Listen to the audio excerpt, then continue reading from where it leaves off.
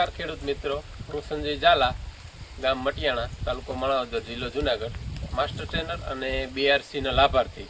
આજે આપણે પ્રાકૃતિક ખેતીનું આત્મા સમાન જીવામૃત કઈ રીતે બનાવવું એનો એક વિડીયો બનાવીએ છીએ.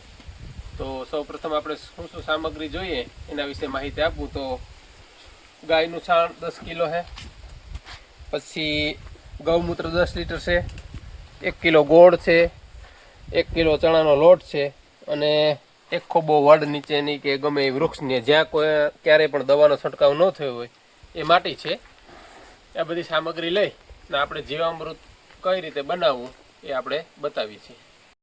સૌપ્રથમ આપણે ગાયનું છાણ છે એને આ રીતે પાણીમાં નાખી ને સાવ તોડી ને હાવ બારીક કરી નાખવાનું છે, જેને લીધે ગોઠા કે કંઈ ના રહે અને જીવામૃત વ્યવસ્થિત બને છે. બરોબર, આ રીતના ગોઠા ભાંગી વ્યવસ્થિત હાવ બારીક થઈ જાય, પાણી ભેરું ભળી જાય પછી આપણે એને ટાંકામાં ઉમેરશું. હાવ બારીક થઈ જાય એ ગોઠા બોઠા ન રહે, તૈયાર થઈ જાય ત્યારબાદ એને ટાંકામાં આપણે નાખી દઈશું.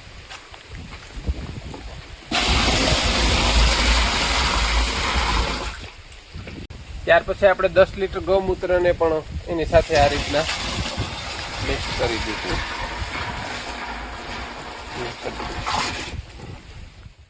પછી એમાં પાણી નાખી અને વ્યવસ્થિત ઓગાળી લેશું. હવે આ ગોળને બારીક આપણે ઓગાળી નાખ્યો છે. હવે આપણે અંદર આને નાખી દઈએ.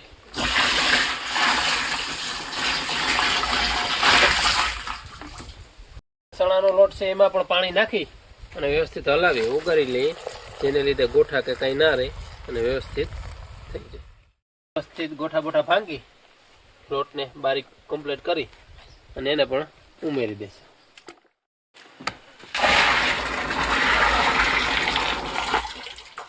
આ બે ખોબા જેટલી માટી છે એને પણ આપણે બોલમાં રાખી અને એમાં પાણી નાખીને ઓગાળી લેશું એટલે વ્યવસ્થિત થઈ જાય.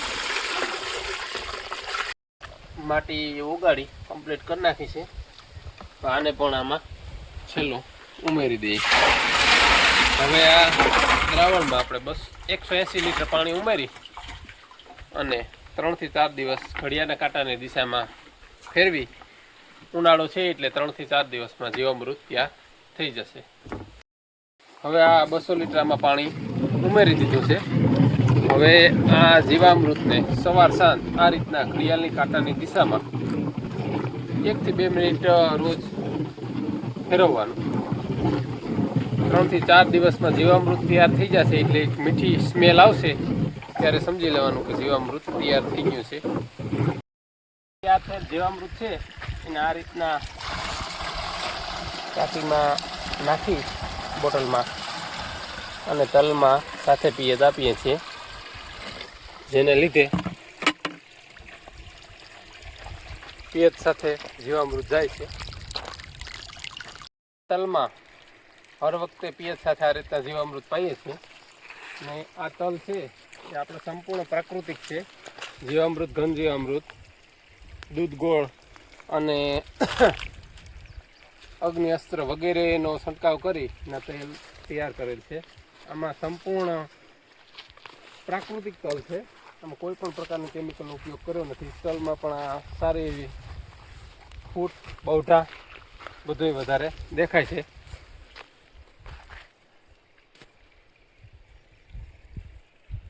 એ તલ ખૂબ સારા છે. તલમાં અંદર દૂધ ગોળનો છંટકાવ અને પ્રાકૃતિક છે. અંદર જો મોટી મધમાખી પણ દેખાય છે ક્યાંક ક્યાંક.